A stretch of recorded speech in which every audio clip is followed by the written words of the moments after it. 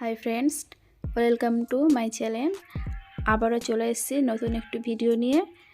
আজকের রেসিপি হলো ডালের বড়া কিভাবে বানানো হয়। তো চলুন।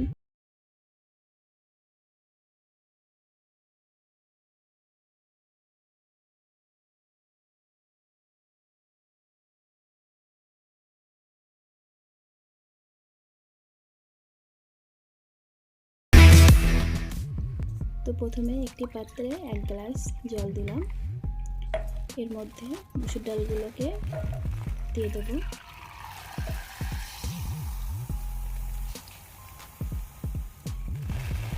জল কম হয়ে গেছে, আর একটু জল দেব, দিয়ে ডালগুলোকে ভালো করে ধুয়ে নেব। ডাল ধোয়া হয়ে গেল। আমরা ডালগুলোকে আধ ঘন্টা মতো ভিজিয়ে রাখবো। তো আধ ঘন্টা হয়ে গিয়েছে। এবার আমরা ডালগুলোকে মিক্সিতে দিয়ে ভালো করে বেটে নেব।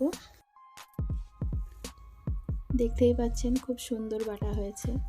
এগুলোকে এবার একটি পাত্রে রেখে দেব।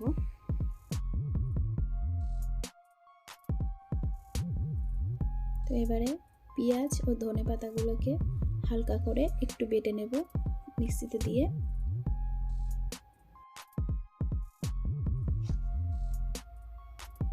পেঁয়াজগুলো বাটা হয়ে গেল।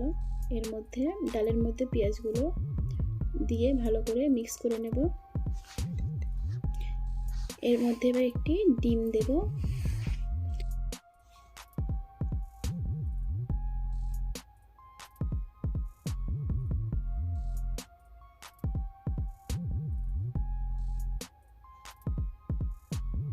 তো এর মধ্যে এবারে 1 চামচ মতো আদা বাটা দিয়েছি, একটু গুঁড়ো লঙ্কা, 1 চামচ মতো হলুদের গুঁড়ো, একটু জিরার গুঁড়ো দিলাম, একটু কালো মরিচের গুঁড়ো দিচ্ছি। এবারে একটু স্বাদ অনুযায়ী লবণের গুঁড়ো দেব। এগুলোকে ভালো করে ফাটিয়ে নেব বেশ কিছুক্ষণ ধরে।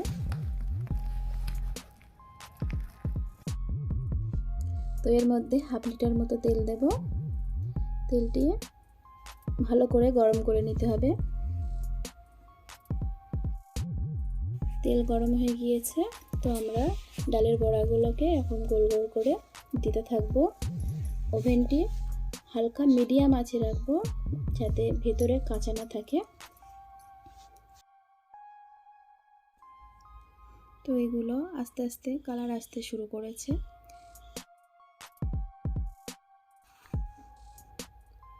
তো আমাদের ডালের বড়াগুলো রেডি হয়ে গেছে।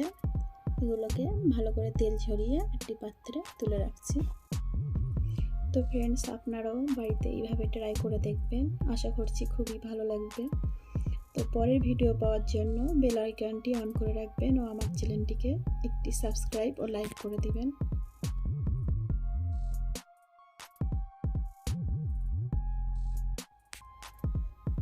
তো আমাদের আজকে সন্ধ্যার নাস্তা মসুর ডালের বড়া রেডি হয়ে গেছে।